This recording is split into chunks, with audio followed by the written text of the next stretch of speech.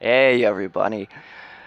Well, I want to give a couple of quick updates. I know I haven't been posting much, but we're very active on Discord. We have a live chat, we've had it going for quite some time, and we'd like to invite you into the community. And I say we because it's not just myself. I'm part of one person, part of a whole. So the link to our Discord chat will be in the description, and we'll get into a little bit more Discord in a little bit. I recently injured my rotator cuff and my elbow, a sports injury, and the problem is I've lost a lot of mobility in my right arm. And typically most guys would be upset if they couldn't hold their dingus for their morning wingus, and I got no problem bank shotting off the seat, but what really pisses me off is I can't grab my soldering iron and actually go to the camera level right now. And you may be noticing I'm holding something from my childhood. This is a Teddy Ruxpin. We're going to be seeing a little bit more about him later. You were my friend, Teddy, and I know how you got all of your scars, and we're going to give you so many more.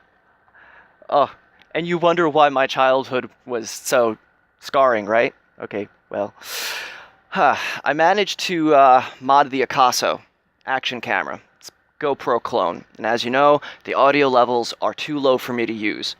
I'd have to go in via post-processing and boost everything. It's a lot of extra work. So what I've done, if you go way back to when I had hair, did videos for BSOD, you'll know that these old Sansa MP3 players run Rockbox, and Rockbox allows you to have manual gain of the microphone preamplifier. And I went in and I just soldered some leads to a headphone jack, so now I have a microphone input and an audio output, and this also benefits me because I now have a visual meter of what my audio levels going into the Akaso are going to be. That's just something that's been missing because the action cameras have not been designed to do this. So hopefully I can pair these guys together and create some kind of recording environment. And on top of that, I've recently realized I can also use these guys as webcams. So I've been using OBS a lot lately. And while I was working with all of this, I was trying to get some wireless microphones going. We're going to put you on the floor, Teddy. We don't want anything bad to happen to you.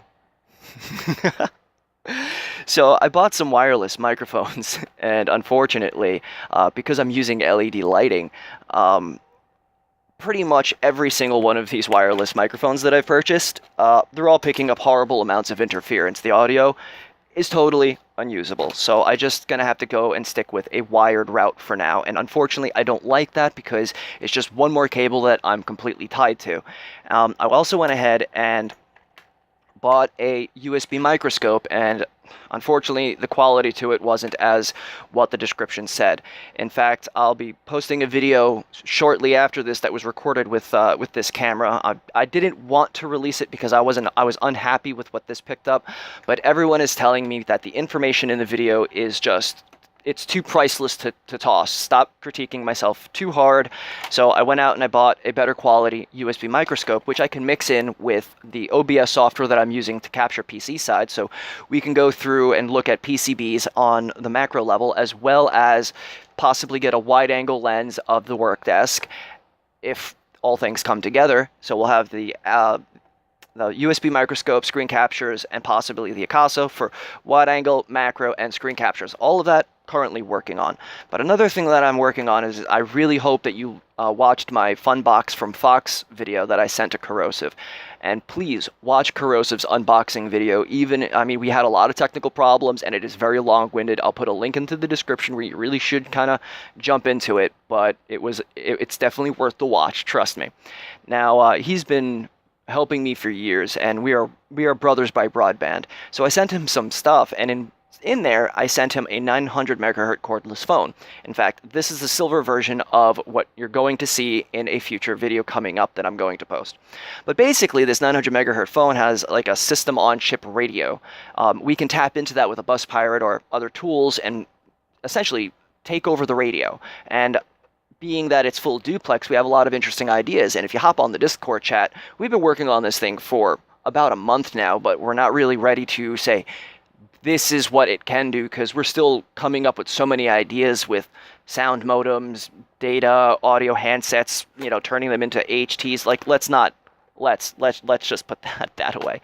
But the thing is, Corrosive played around with DECT, mainly because that's what was in his area, and I've never played with DECT before, so I went to the Electronics Recycle Center and I got a whole bin of old phones, because we're going to be basically digging into these guys, and when I dug into a 5.8 gigahertz unit in phone here, I noticed that both the handset and the base, we don't have to do anything to get to the radio module. It's literally on an unpluggable cable.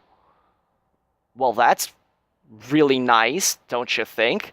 So we have no idea what we're even going to do with those yet. Now, if you've also looked on my channel, I've been playing with thin clients. So this is the Wise CX0, and this is the HP T5720, I believe. Now, most people just turn these things into firewalls, or they turn them into like little media, servers. But you can also turn them into little media centers, network attached storage, firewalls, DOS legacy gaming. There's actually a couple of them that I use specifically around the lab, just because they still have a printer port, and I need it for the hardware that I'm using. And there's quite a few projects. Like, yeah, sure, you can get a Raspberry Pi, but sometimes you may need an x86 architecture with this specific legacy backwards compatibility, and those are some of the topics I'd like to explore, but also like to step forward with some of the thin client stuff. So leave your comments, or the hell with comments. Jump into the Discord chat and let us know what you're interested in. We're building a community here. Like I said, I am just one piece, I'm just one gear in a much bigger system. We have a primary channel if you just want to chat about how your day was. We have a channel if you just want to talk about developer stuff, don't care about the bullshit. We have a channel if you're specifically into radio stuff. We have a channel if you just want to post links to fun videos. Every time one of us posts a new informational video, or someone else posts a video, it's basically auto-posted in channel. We're also willing to hear what kind of ideas and interests that you want to see, or what you're into. I mean, we're trying to build a community here, not just lead a pack of sheep. So that's what's going on in the lab. So between the horrible weather, the microphones that didn't work, me screwing up my arm, and tons of hardware problems, we actually have a lot of content that will be coming together. So just be patient, or even more, be interactive. Please come into the Discord chat and be part of the community. Even if you're just going to hang out and see what's going on, get a gauge of the community, interact with the community, and be a part of us, because we are all basically lost carriers. We all just want to hang around, just share our project ideas and have a good time. That's the whole idea. So with all that being said, I hope that's that. Cheers, beers, and bunny ears. Can't wait till my arm heals, because I want to hold my soldering iron. And I want to do terrible, terrible things to Teddy.